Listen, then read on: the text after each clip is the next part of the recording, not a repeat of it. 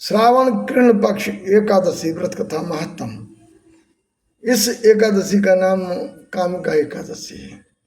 कुंती पुत्र युधिष्ठिर भगवान श्री कृष्ण से पूछने लगे कि हे भगवान, ये श्रावण कृष्ण पक्ष की एकादशी की व्रत कथा विस्तार पूर्वक कहिए, इसका क्या नाम है तथा इसके करने की विधि क्या है। श्री कृष्ण भगवान कहने लगे कि हे युधिष्ठिर, यही प्रश्न एक बार नारद जी ने भगवान ब्रह्मा जी से किया था, और ब्रह्मा जी ने जो नारद जी को कथा सुनाई थी वो मैं आपको सुनाता हूँ। नारद जी ने भगवान से कहा कि मेरी कथा सुनने की इच्छा हो रही है, तो ब्रह्मा जी ने कहा, नारद जी, श्रावण मास के कृष्ण पक्ष की एकादशी का नाम कामिका है। इस एकादशी की कथा सुनने मात्र से वाजपेयी यज्ञ का फल प्राप्त होता है। इस दिन शंख चक्र पद्म गदा पद्मधारी भगवान विष्णु का पूजन होता है। इनके श्रीधर, हरि, विष्णु, माधव, मधुसूदन आदि नाम हैं। इनकी पूजा का फल सुनो। काशी, नैमिषारण्य, गंगा, पुष्कर, सूर्य चंद्र ग्रहण के अवसर पर कुरुक्षेत्र में स्नान करने का जो फल प्राप्त नहीं होता है वो कामिका एकादशी के व्रत से मिल जाता है। जो मनुष्य भगवान का श्रावण मास में पूजन करते हैं उनसे देवता, गंधर्व और सूर्य आदि सब पूजित हो जाते हैं। पाप रूपी कीचड़ में फंसे संसार रूपी समुद्र में डूबे हुए मनुष्यों के लिए कामिका एकादशी का व्रत उद्धार करने वाला है।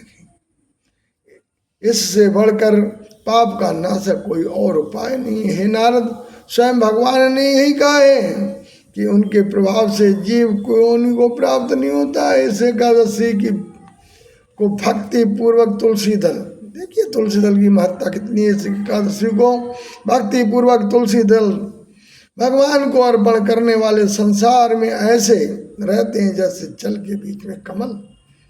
व्रत के प्रभाव से अंतिम समय में मनुष्य यमराज की यातना तथा नरक के दर्शन नहीं करता है और स्वर्गलोक को जाता है सीधे।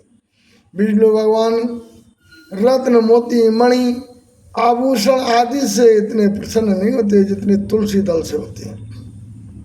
तुलसी दल का फल 4 भार चांदी और स्वर्णदान के बराबर है। हे नारद, भगवान की अति प्रिय तुलसी को मैं भी सदैव नमस्कार करता हूँ।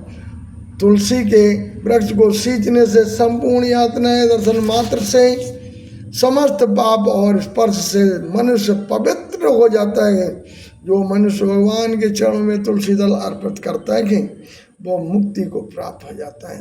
कामिका एकादशी की रात्रि को दीपदान का तथा जागरण के फूले का महत्तम चित्रगुप्त भी नहीं लिख सकते हैं।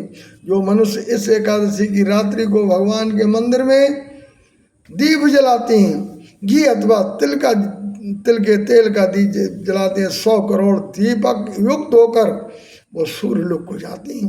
ब्रह्मा जी कहते हैं, हे नारद, ब्रह्म हत्या तथा भ्रूण हत्या आदि पापों को नष्ट करने वाली तथा इस कामिका एकादशी का व्रत मनुष्य को यत्न पूर्वक अवश्य करना चाहिए।